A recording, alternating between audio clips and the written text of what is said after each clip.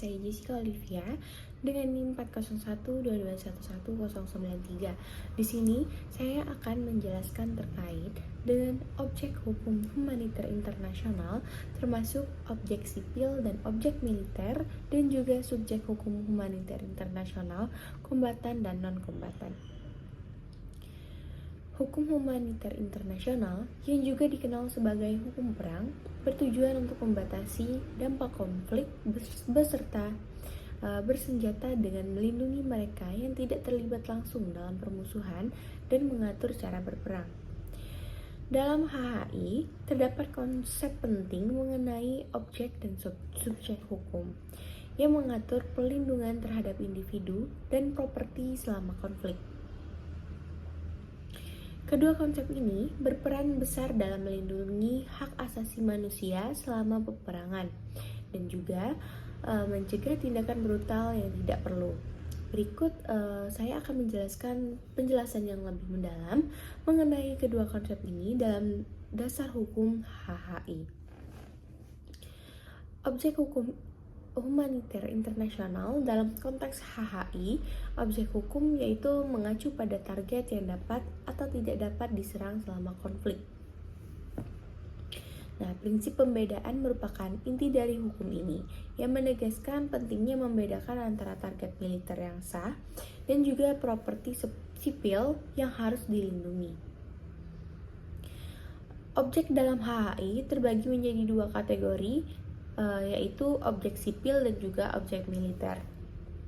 Nah, di sini saya akan menjelaskan terkait objek sipil. Objek sipil meliputi semua hal yang tidak terkait langsung dengan operasi militer. Objek sipil ini termasuk bangunan dan juga fasilitas yang digunakan oleh warga sipil, seperti rumah dan tempat tinggal warga sipil, yang dimana properti pribadi yang tidak digunakan untuk tujuan militer. Lalu ada fasilitas pendidikan, yaitu sekolah dan universitas yang tidak digunakan untuk operasi militer. Lalu ada fasilitas kesehatan, seperti rumah sakit, klinik, dan tempat perawatan yang melayani warga sipil. Lalu infrastruktur umum, seperti jembatan, jalan raya, sumber air, fasilitas listrik, dan instalasi telekomunikasi yang tidak digunakan untuk operasi militer.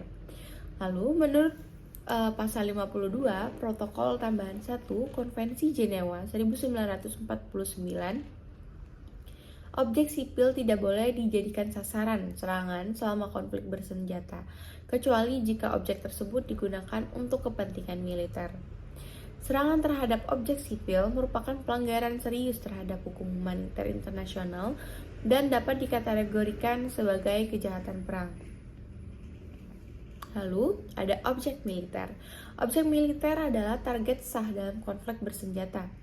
Menurut pasal 52, definisi dari objek militer yaitu pasal 52 ayat 2 Protokol Tambahan 1 Konvensi Jenewa adalah objek yang berdasarkan sifat, lokasi, tujuan atau penggunaannya memberikan kontribusi efektif bagi aksi militer dan penghancurannya. Penangkapan atau netralisasi memberikan keuntungan militer yang pasti. Lalu contoh objek militer antara lain yaitu instalasi militer, yang dimana ada pangkalan militer, markas, dan pusat komando. Lalu ada gudang senjata, yaitu tempat penyimpanan amunisi, senjata, dan peralatan militer. Lalu ada jalur transportasi militer, yaitu jalur kereta, jalan raya, atau pelabuhan yang digunakan untuk transportasi pasukan dan peralatan militer. Lalu ada komunikasi militer, yaitu pusat kendali komunikasi yang digunakan untuk operasi militer.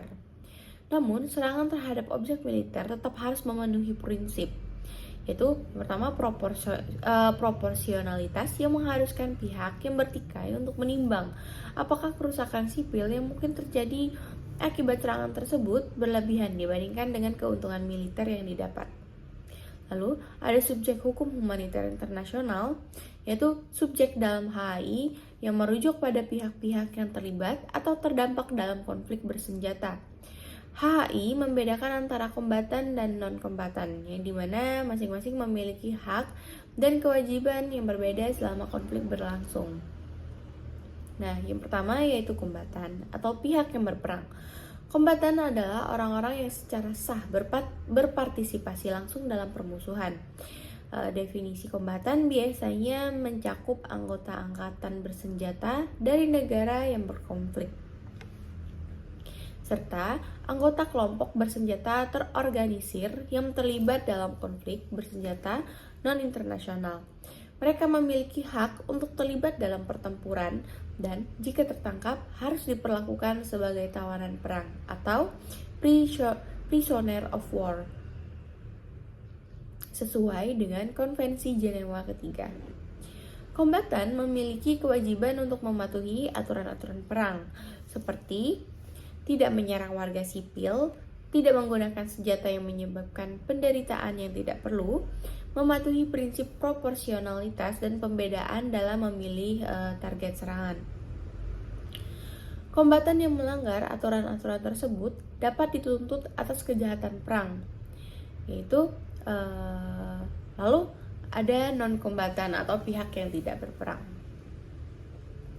Non-kombatan adalah mereka yang tidak terlibat dalam permusuhan secara langsung dan termasuk di dalamnya, seperti warga sipil, orang yang tidak tergabung dalam angkatan bersenjata atau kelompok bersenjata.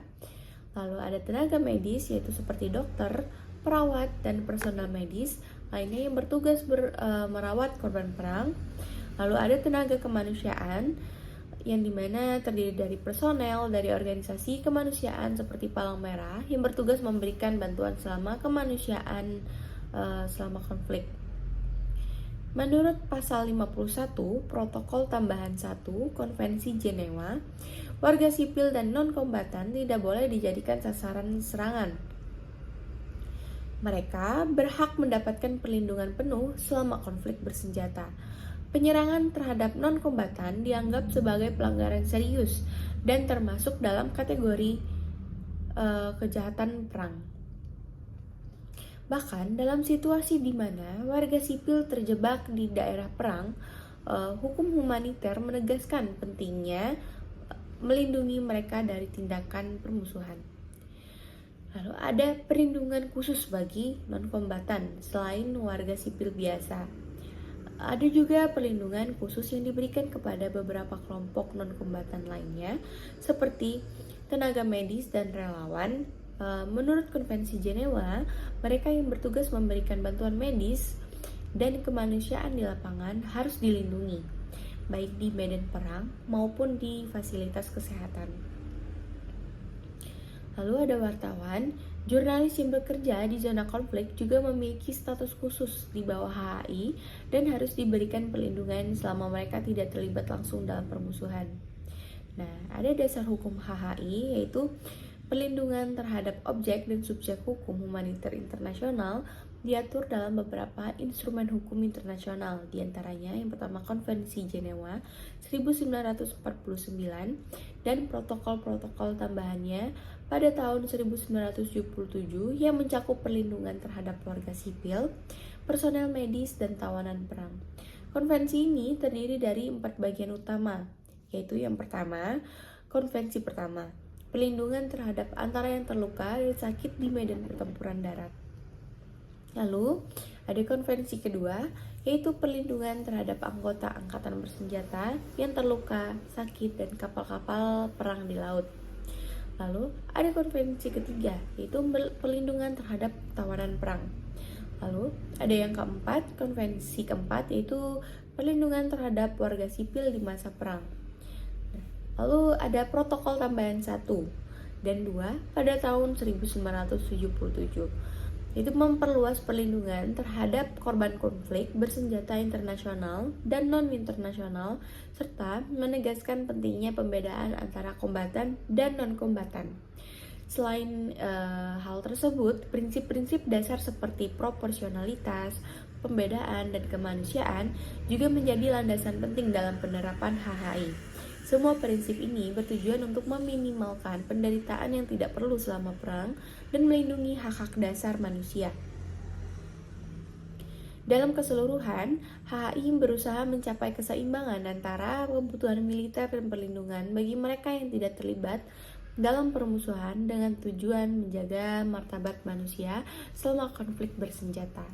Sekian penjelasan dari saya. Wassalamualaikum warahmatullahi wabarakatuh.